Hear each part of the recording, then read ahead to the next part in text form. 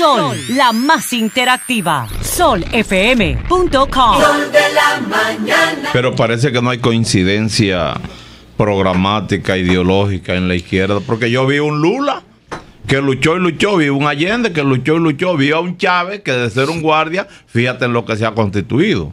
Ahora anda con un crucifijo en la mano lleno de miedo. Da pena, Chávez, honestamente. Lleno de fe, ojalá sea de verdad. Lleno de miedo eso. Te pongo esos ejemplos porque ciertamente yo te conozco hace mucho más, tu papá, que nos hicimos amigos en el 70, allá en la Liga Municipal Dominicana. A José Augusto, pues. Él era miembro del comité ejecutivo de la Liga Municipal Dominicana. No, ese era Luis Arturo. ¿Y ese no es tu papá? No, Tío Luis, tuyo, no, tío Arturo era primo de mi papá. Ah, primo de tu papá. Sí, sí. Pues yo lo asociaba por el apellido y siempre pensé que era tu papá. Sí, somos familiares, somos primos. Bueno, él era primo de mi papá. Él era presidente del Ayuntamiento de Puerto Plata. No, él estaba en Cotuí. Luis Arturo era de Cotuí. De Cotuí, de mi Puerto papá Plata. nunca ha sido presidente del Ayuntamiento de Puerto Plata. ¿Y cuál es el PUIC de Puerto Plata? Ah, bueno, pero él, él lo que era director de Patrimonio Cultural de Puerto Plata, mi padre. Ok. Mi padre, José Augusto Puig. José Augusto Puig, su participación en la política fue fundamentalmente la más destacada.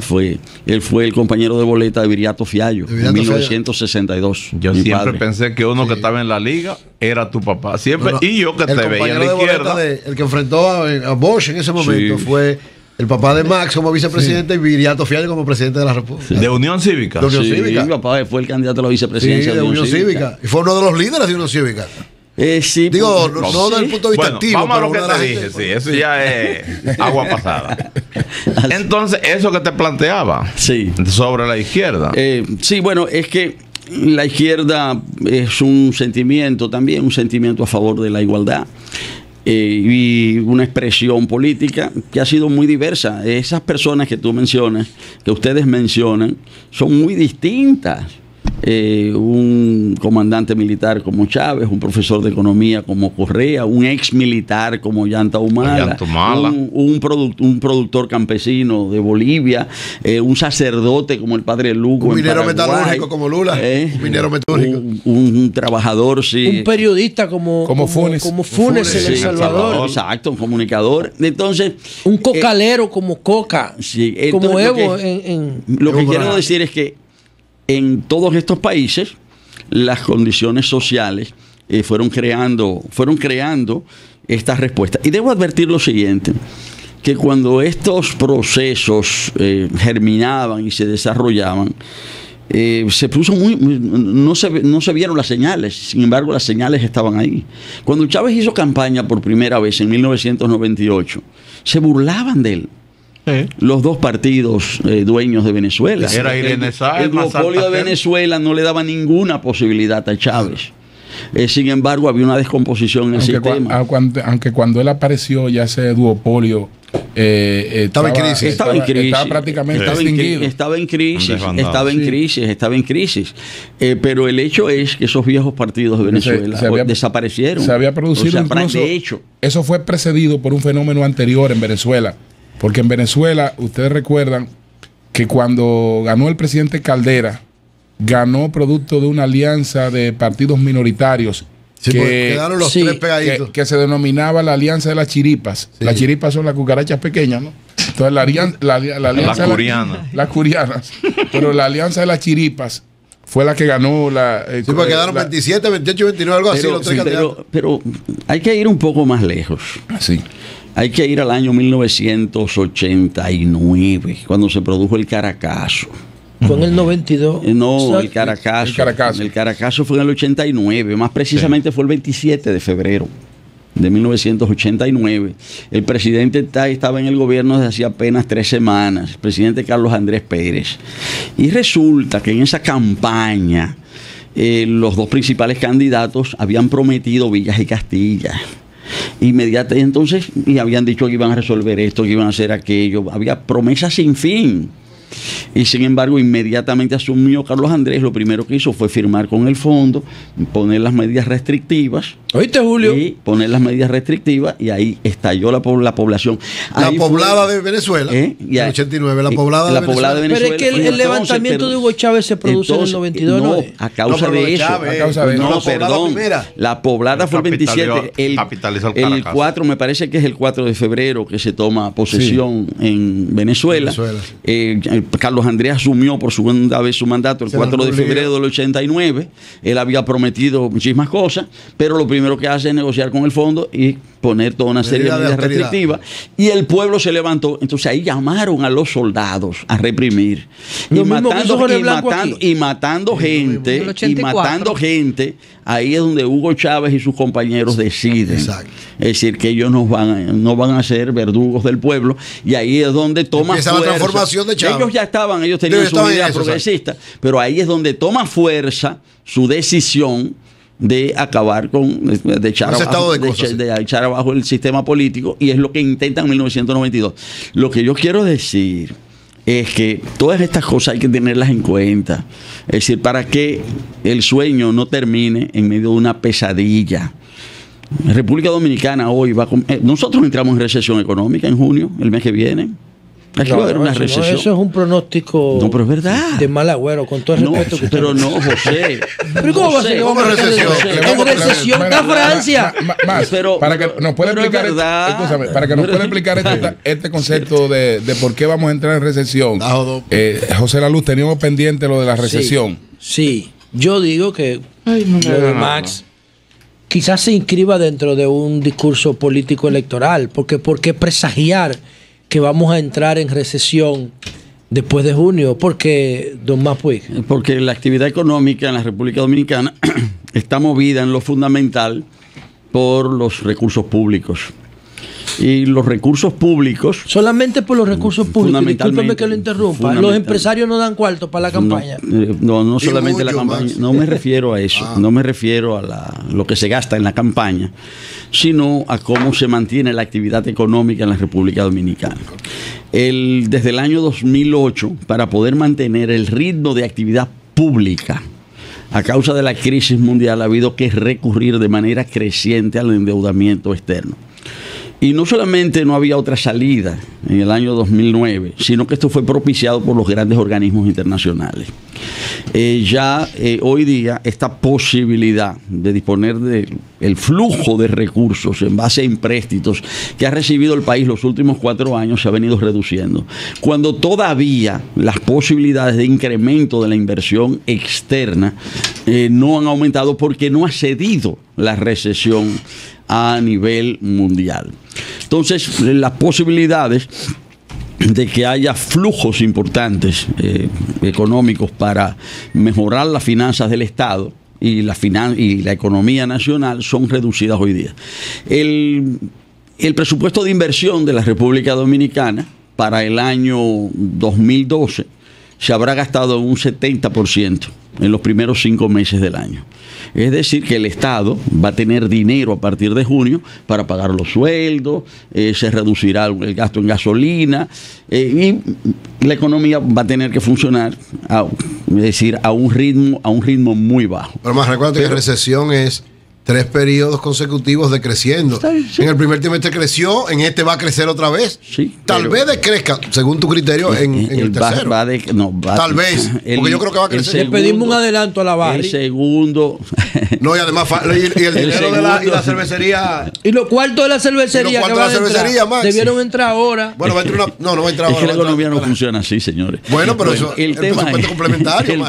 El tema es que también, inmediatamente después de las elecciones, hay que firmar con el Fondo Monetario, ya lo dijeron Hipólito y Danilo. Sí, pero un acuerdo precautorio ahora. Ese acuerdo precautorio. Sí, ese acuerdo precautorio de observación va a tener efecto sobre el ritmo de la economía en el corto plazo.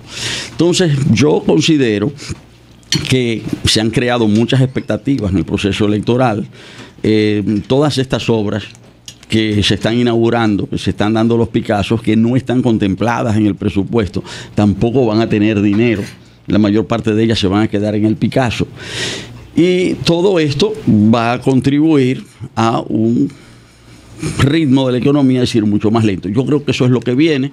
Yo creo que es mejor decirlo para que la gente esté preparada, para no llamar a nadie a engaño. Yo creo que lo mejor es decir la verdad. Y al yo decir esto estoy siendo sincero. Max, una pregunta en dos vertientes. La primera, ¿cuál es el fundamento básico de la Alianza por la Democracia y tuya como candidato presidencial de los aspectos?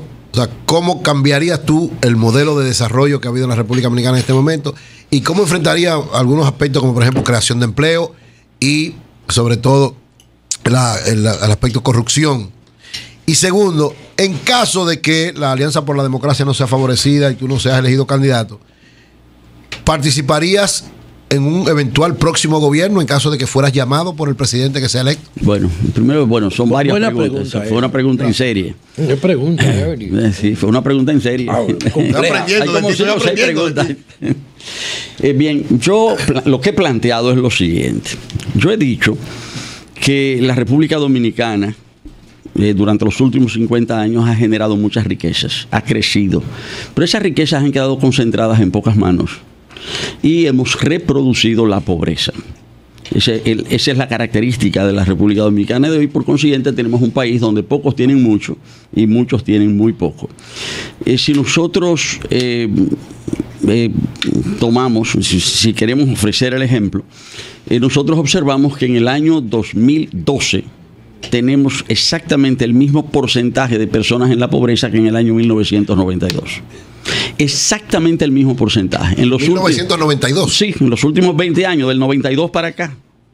Es decir, en esos 20 años, 4 años de Balaguer, 4 años de Hipólito, 2 años de Leonel Fernández, el porcentaje de personas en la pobreza es exactamente el mismo, 20 años después. Y eso quiere decir que como la población ha aumentado, la República Dominicana de hoy tiene más pobres que hace 20 años. Hoy día, 50 años después de la población, ha habido un incremento en la población. Exacto, como la población ha crecido, que yo no sé está el mismo porcentaje de pobres, entonces el número de pobres es mayor. Si tú reivindicas aún el dato de que durante la administración del presidente Hipólito Mejía hubo 1,5 millones de personas que retrocedieron hacia... Lo dicen los organismos internacionales, por debajo de los niveles de pobreza. Claro, yo me estoy refiriendo al balance. Que 50 años después de Trujillo, 60% de las casas en la República Dominicana no tiene agua potable dentro de la vivienda. Entonces, el país ha crecido. Ha habido riqueza. Esas riquezas están concentradas y se ha reproducido la pobreza. Y esto tiene una razón de fondo.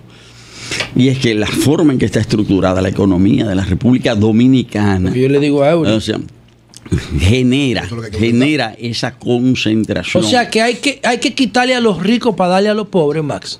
Ese es el discurso. No se puede simplificar las cosas de esa manera. Hay que hacer entender a los ricos que si esos pobres salen de su nivel de pobreza, tienen capacidad de ingreso y capacidad de consumo, los ricos siempre estarán como están bien. Si me permiten, les digo lo que pienso. Lo que dice Danilo. Y tú lo dices, me lo enseñaste. Fue mi jefe político durante casi 15 años en la izquierda. Adelante. Fue mi jefe político. Aunque Danilo, y eso lo podemos debatir más adelante, está hablando de otra cosa. No, Julio, lo que pasa es que tú quieres meterle... Danilo,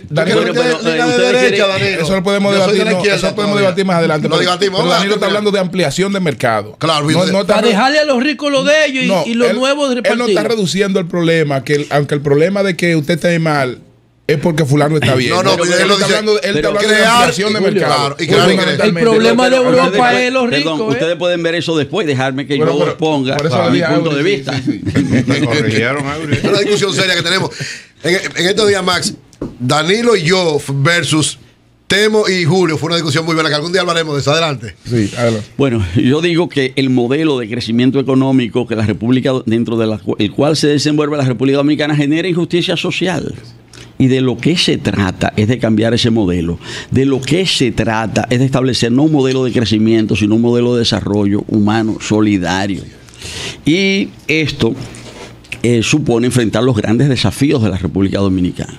Y esos desafíos se basan, hoy yo entiendo que esos desafíos fundamentales son el desafío de la desigualdad, el desafío ambiental, es fundamental, es central, el desafío de la seguridad y el desafío institucional. Yo entiendo que los 3 primeros no van a poder ser abordados si no se enfrenta primero el institucional, que es el de la confianza. Yo creo que ese es el problema de raíz. Y el problema de la confianza tiene que ver en el descreimiento que hay en la sociedad dominicana a causa del sistema político, a causa de la corrupción, a causa del clientelismo. Es decir, yo entiendo que lo primero que hay que abordar es eso. Y aquí se han hecho muchos estudios en el país. Algunos de ellos han alcanzado más notoriedad que otros. Uno de los que dio más que hablar fue el famoso informe Atalí. Y el informe Atalí ofrece unas 70 y ahí tantas. Ahí está todo lo que hay que hacer en ahí este hay país. 75, 77, no recuerdo, 70 y tantas propuestas. Y la primera dice, lo primero que hay que hacer en la República Dominicana es restaurar la confianza. La gente no cree en la República Dominicana, ni en las instituciones, ni en quienes las representan.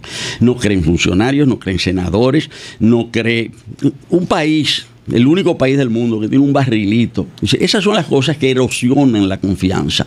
Es decir, la gente no cree. Que fue un esfuerzo de transparencia el barrilito. No. Fue un esfuerzo de transparentar la cosa. No. Eso es la legalización. El intento es porque es contrario a la Constitución, el barrilito.